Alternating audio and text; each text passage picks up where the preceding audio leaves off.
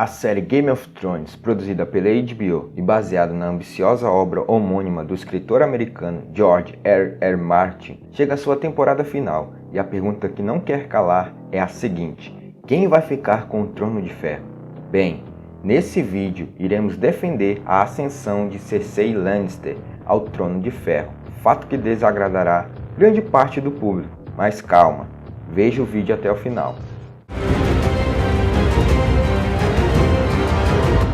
Na série, vemos a história do grande reino de Westeros, um mundo que, como já disse o próprio autor, é diferente e ao mesmo tempo parecido com o nosso. No início da série, seu rei era Robert da Casa Baratheon, cuja morte acaba resultando num impasse, pois descobre-se que seu filho herdeiro, Joffrey, é na verdade um bastardo fruto de um relacionamento incestuoso entre a rainha e o próprio irmão. Isso gera uma verdadeira guerra civil entre os pretendentes ao trono, como os irmãos mais velhos do falecido rei, Renly e Stannis Baratheon, os partidários do recém-coroado aliados da casa Lannister, da qual pertence a rainha, a senhora da antiga dinastia deposta por Robert, Daenerys Targaryen, e mesmo os senhores de outras casas que pensam em separar-se para formar um reino independente, como é o caso dos Starks, de Winterfell, ou dos Greyjoy, das Ilhas de Ferro. Além disso, há o surgimento de uma ameaça terrível que vem do extremo norte,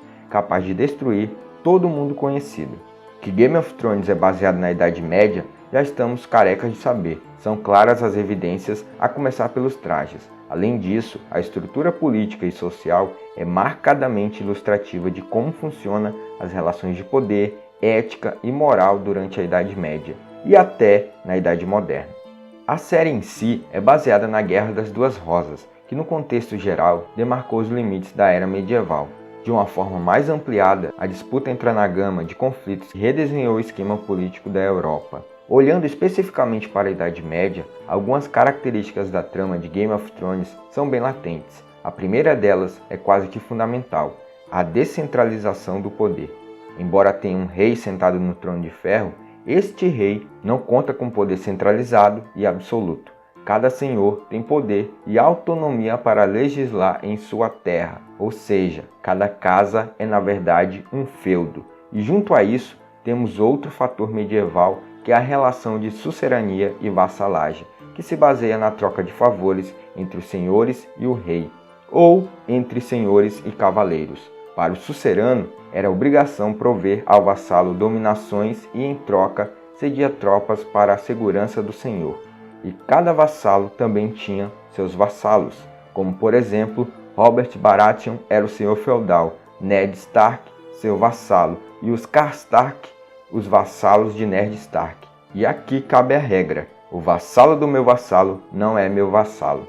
Mas, particularmente, uma das coisas que mais tem chamado minha atenção e que deixa vários espectadores temerosos quanto ao destino do seu personagem favorito é o realismo político que norteia a obra, ou pelo menos norteava.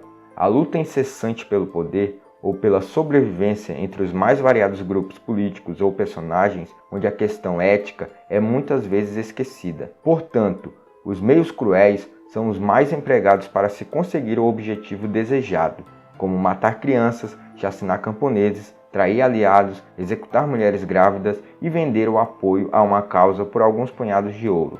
Muitas vezes, aqueles que se prendem a valores como honra e honestidade logo perdem o poder, sendo mortos e aniquilados, enquanto os espertos, os traiçoeiros, os dissimulados, os mesquinhos e os cruéis, não tendo sobre si o peso da moral e da ética, o que limitaria seu escopo de ação, estariam assim muito mais livres e com muito mais opções e estratagemas para usar da arena da disputa política. É aqui que entra Nicolau Maquiavel e sua maior obra, O Príncipe, que nos mostra as lições para um rei chegar e se manter no poder.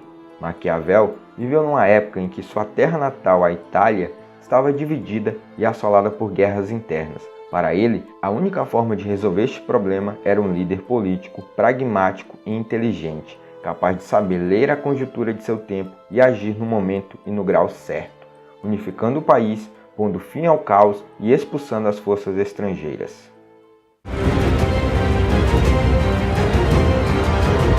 Como um rei deve se comportar? Ele deve ser honesto, cumprir suas promessas, agir sempre de maneira benevolente, acreditar no melhor das pessoas? Maquiavel pensava que essa seria uma má ideia. Segundo ele, às vezes é melhor mentir, quebrar promessas e até matar os inimigos. Um príncipe não precisaria se preocupar em manter sua palavra. Como dizia ele, um príncipe eficaz aprende a não ser bom. O mais importante era manter-se no poder, e quase todas as formas de fazer isso eram aceitáveis. Em Game of Thrones, vemos uma situação semelhante à Itália nos tempos de Nicolau Maquiavel, entre os séculos XV e XVI. Muito embora a inspiração de Martin tenha sido a Inglaterra nos tempos da Guerra das Duas Rosas, um país dividido, assolado pela Guerra Civil e sujeito a invasões estrangeiras. Maquiavel, que trabalhou como diplomata e inaugurou hoje o que se chama de ciência política, pois ele não estava preocupado em teorizar sobre o melhor sistema político, e sim explicar como funciona a política. O único líder que realmente o impressionou foi Cesare Borgia, um homem implacável, filho ilegítimo do Papa Alexandre VI, que não se importava nada em enganar os inimigos e matá-los enquanto assumia o controle de uma grande parte da Itália. No que se refere a Maquiavel, Borgia fez tudo corretamente, mas foi derrotado pela má sorte. Adoeceu justamente quando foi atacado. Então, o que exatamente Maquiavel aconselha e por que isso chocou tanto a maioria de seus leitores e ainda choca? A ideia fundamental era de que um príncipe precisava ter o que ele chamou de virtu. Em italiano, essa palavra significa firmeza ou valor. O que significa? Maquiavel acreditava que o sucesso depende muito da boa sorte. Ele pensava que metade do que acontece conosco deve-se ao acaso, ou fortuna, e metade a resultado de nossas escolhas. Mas também acreditava que podemos melhorar as chances de sucesso agindo brava e rapidamente. Só porque a sorte desempenha um grande papel em nossa vida, não quer dizer que tenhamos de nos comportar como vítimas. Um rio tem de fluir, isso é algo que não podemos deter. Porém, se construirmos barreiras e represas, aumentaremos a chance de sobreviver. Em outras palavras, um líder que se prepara bem e agarra a oportunidade quando ela surge, tem uma probabilidade maior de sucesso do que outro que não o faz. Maquiavel certamente choca por sua filosofia ser enraizada naquilo que realmente acontece, nem que para isso o príncipe necessite realizar algumas matanças, pois se o príncipe chegar ao seu fim, o meio é adequado. Maquiavel não aprovaria o assassinato despropositado, ou seja, matar por matar. Por isso, a real frase que exemplifica o pensamento filosófico dele é a seguinte: para cada fim há um meio necessário. Se for preciso ao príncipe matar para se manter no poder e trazer paz ao reino, que ele o faça. Se for preciso se aliar ao seu maior inimigo e trazer paz ao reino, que ele o faça. Se for preciso romper alianças em benefício ao seu reino, que ele o faça. Se o nosso autor estivesse vivo hoje e se deparasse com Game of Thrones, ele apenas diria que o verdadeiro merecedor do Trono de Ferro seria aquele que, conquistando o poder, tivesse habilidade suficiente para manter a ordem e assim criar uma era de prosperidade para beneficiar o povo.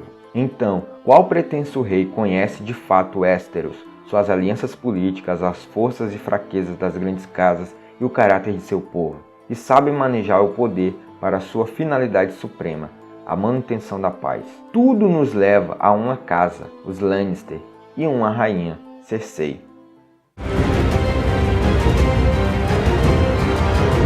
Desde o início da série, 3 casas se destacavam a conquistar o Trono de Ferro: os Starks, os Lannisters e os Targaryen. Agora na temporada final, isso se confirmou, sendo Jon Snow representante dos Stark, Daenerys dos Targaryen e Cersei dos Lannister. Definitivamente a casa Stark provou ao longo da série que deveria ser a última casa a ficar com o Trono de Ferro. Claro, se levarmos em considerações as lições de Maquiavel, começando por Ned Stark.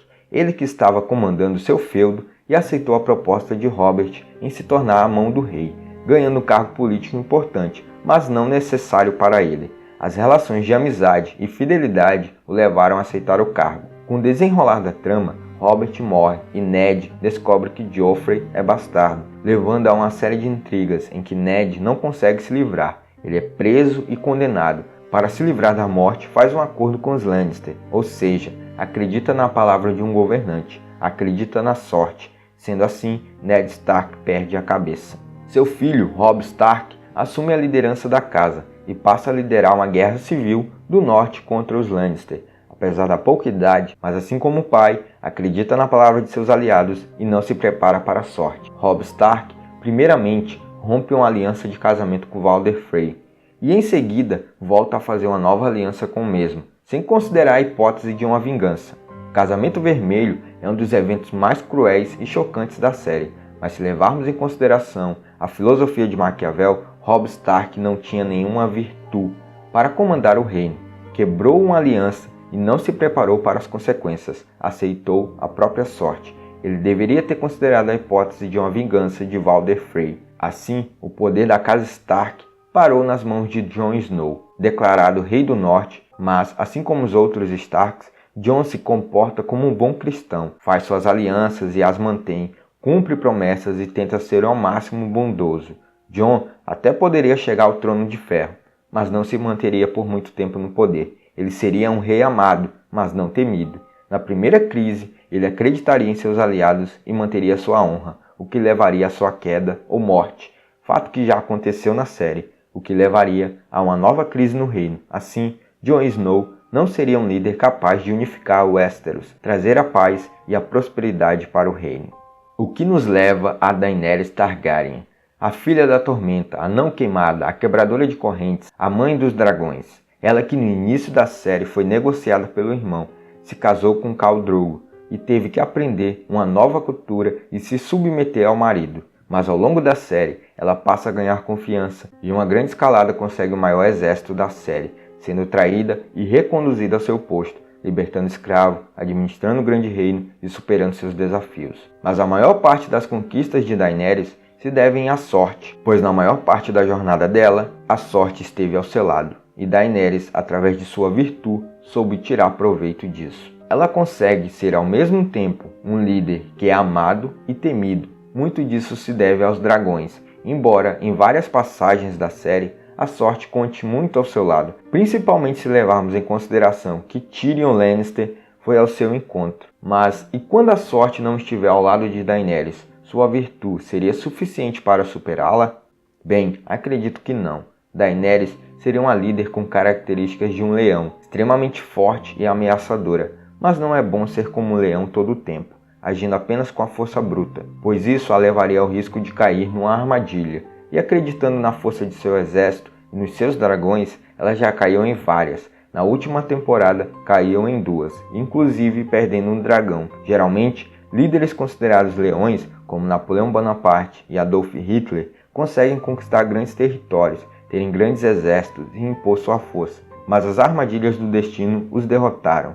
No caso dos dois personagens reais, o inverno foi decisivo, o que seria fácil supor que o inverno derrotaria Daenerys, e assim ela não seria capaz de superar o Rei da Noite. Assim sobra Cersei Lannister, ela que desde o início da série vem se comportando como uma digna vilã, sempre tramando, tirando proveito das situações e exercendo sua influência, foi negociada em um casamento com o rei Baratheon, para garantir ainda mais prestígio e riqueza à família Lannister, mas ela sempre amou o irmão, com quem teve 3 filhos. Cersei agia sempre na sombra do marido, ofuscada e reduzida ao papel de senhora do lar. Embora ela nunca se contentasse com esse papel, trabalhou arduamente para que seu filho chegasse ao trono, e para isso conseguiu aliados e se livrou de Ned Stark. Conduziu o reino ao lado do pai Tywin e do filho Joffrey, vencendo a Batalha da Água Negra. Com uma forte rede de manipulações, trouxe Walder Frey para o seu lado e se livrou de Robb Stark,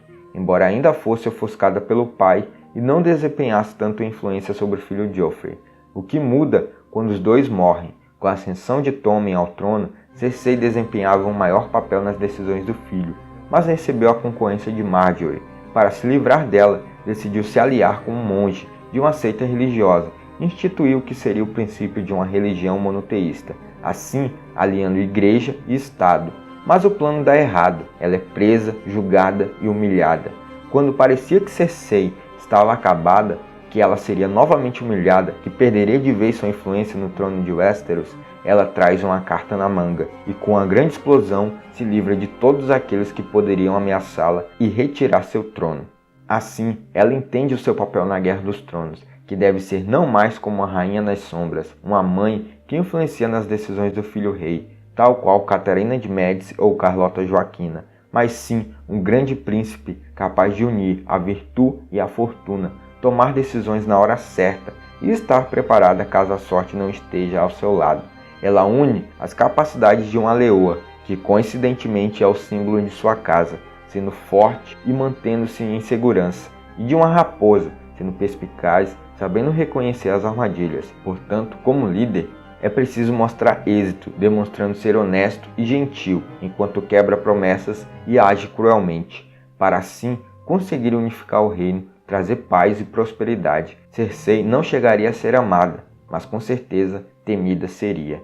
É difícil para nós acreditarmos que essa mulher seria a real merecedora do trono de ferro, mas Maquiavel nos lembra que uma coisa é ser gentil na vida cotidiana e confiar nas promessas que nos fazem. Todavia, se tivermos de governar um estado ou um país, principalmente no cenário político de Game of Thrones, pode ser uma política bastante perigosa confiar que os outros países se comportarão bem com relação a nós. E a única que mostrou ao longo da série as características demonstradas por Maquiavel para ser um bom líder foi Cersei Lannister. E nada mais Game of Thrones do que Cersei terminar sentada no trono de ferro e ter ao seu lado como mão do rei Tyrion Lannister. Essa dupla com certeza seria imbatível.